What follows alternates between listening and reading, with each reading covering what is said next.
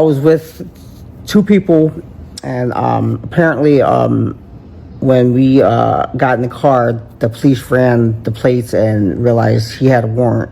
The driver had a warrant. They pulled the car over, and growing up, I always, assumed, because it was so normal for police, you had to show your ID. But growing up, I realized, no, you can't do that. It's an amendment right. They just can't come up to you and ask you for your ID.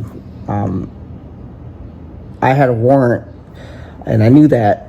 But when they pulled us over, the drugs I had in my pocket, I swallowed. Okay. And I refused to tell them my name. Throughout the whole experience, when they searched me, I had like an ounce of weed. But in general, he didn't have to do that anyways, because you don't have no right to search me anyways, because I didn't commit a crime. That's the illegal search and seizure.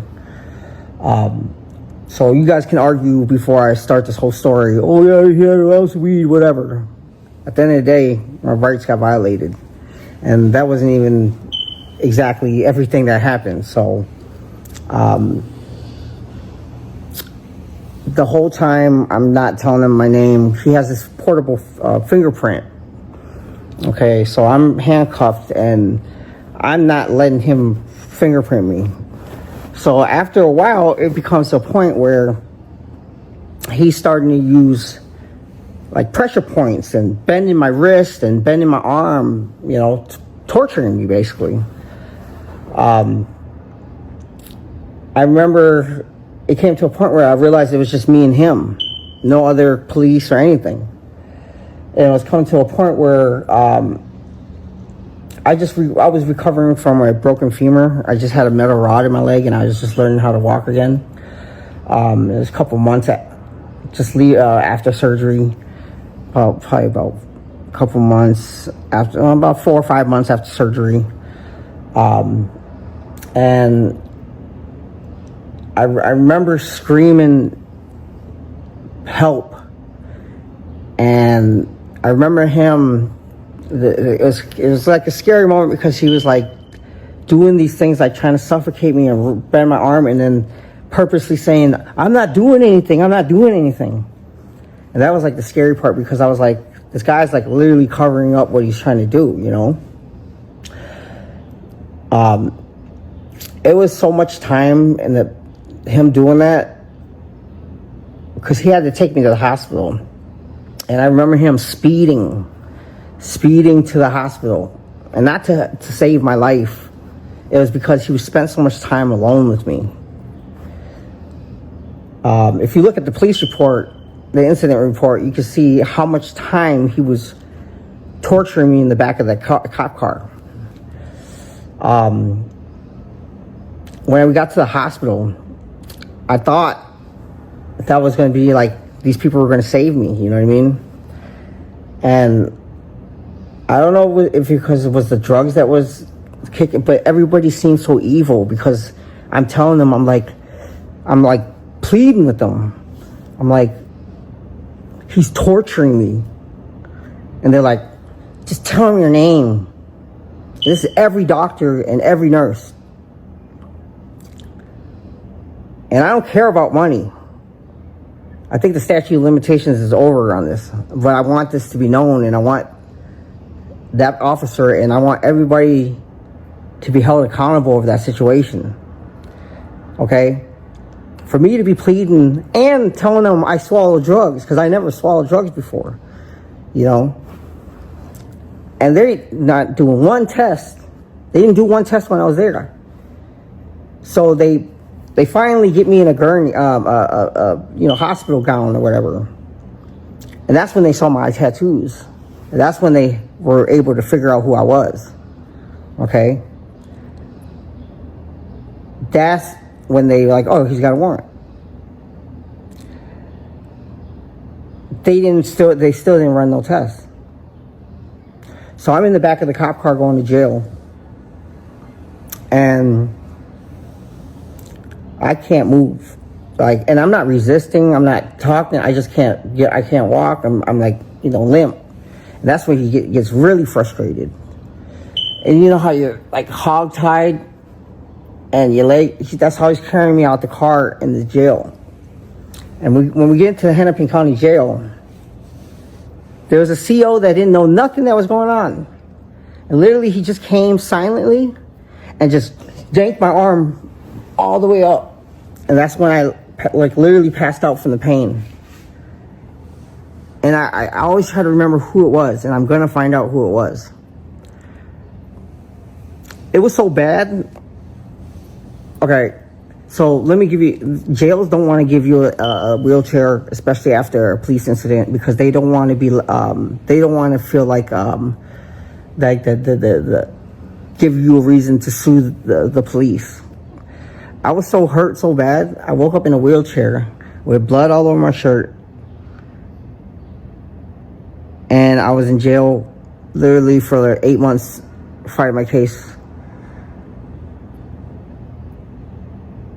where I was neglected, harassed. Every day it was a fight against the COs. It came to a point where there was one time after, this was like during COVID, and they had us on a lockdown, and they finally got us out. It was like 23, I wasn't at SAG at that time, but I just remember I did have an outburst where I basically called the CO a sellout for being a correctional officer, and I was just literally screaming, like calling him a sellout. And that's when another CO came in and literally choked me so bad where I had 3 fingerprint marks on my neck. And anytime that you report things to the nurses, they don't do nothing. Like my wrist, I couldn't feel my wrist for a while. They don't want you to feel like you have a thing, where you can, whether it's the COs or the police. And I kind of understand, because, that's their team, and they won't get probably protected if, they got attacked or something because they were a traitor, considered a traitor or whatnot. But my thing is, I want to bring notice to this, because, also when I was fighting my case, I had another case where the police planted drugs on me. I didn't know the whole situation until I watched the body cam. Okay, so when I watched the body cam, my lawyer, Elisa Granzi, which I'm proud of, because she works for the ACLU, but it kind of hurts my feelings that you fight for everyone else's rights, but you didn't fight for me. Because when I watched the body cam footage, I see the drugs on the car that they find. Okay? There's drugs on the car. Then, after patting me down 7 times, the drugs are in my pocket when I go to jail. And I remember saying to the police, they're like, calm down. And I'm like, I'm calm. And I told the sergeant, I was like, you look like you got divorced. And they literally looked at him like he probably got divorced. And they put me in SEG. But after that moment, I didn't know I got charged with the drugs, but they eventually dropped that. But they seized the car. This is the second time that I've refused to blow. Apparently, if you refuse to blow in 2 and 10 years, they seize any car that you're driving. That actually ruined a friendship that I had close with someone that I thought was like my brother. But But then they had to happen because no matter how good the relationship was, he became a snake.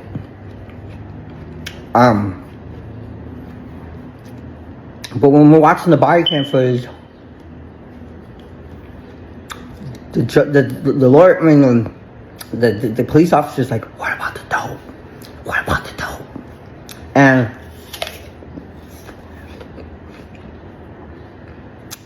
I'm telling my lawyer this, Alicia Granzi.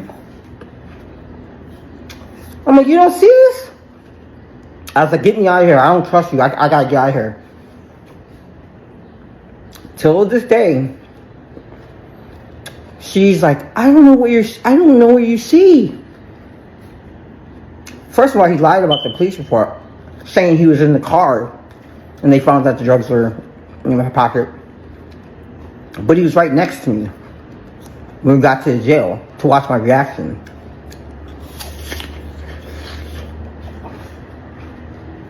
Crazy thing about it is, I even told him, I was like, I appreciate you being so respectful to me.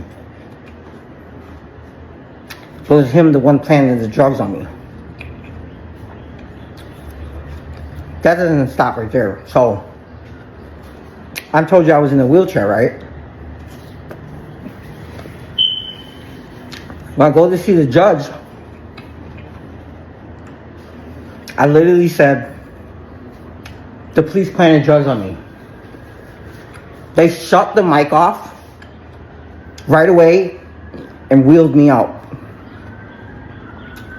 Okay? Finally, that case got dismissed. But they... Oh, you know why? Because they didn't want to open up a can of worms. And I understand my lawyer or whatnot. But so many people that go through abuse, through jail, you know, I'm gonna sue this place, and then they get out and they forget about it. And people that get neglected and abused, and they don't hold the people accountable because they're happy to be out. You know, and I look at it, I'm happy for my life right now. But a lot of these changes, these things that happened to me affected my life. It was a butterfly effect. And to write so many grievances and report abuse to mandated reporters. A mandated reporter is supposed to literally have to report no matter what. So these nurses that are mandated reporters, these lawyers that are supposed to protect you, you know, I know so many people made complaints to a public defender about abuse or stuff, and they don't do shit. And that's got to change. There's got to be a way where a nonprofit or organization to come into jails to make sure everyone's all right. And I just want to tell you this story. And I'm not trying to knock Alicia Granzi. Hopefully she can make it up by representing me on these civil violations. I think that's the least she can do. Especially turning a blind eye on the police planting drugs on me.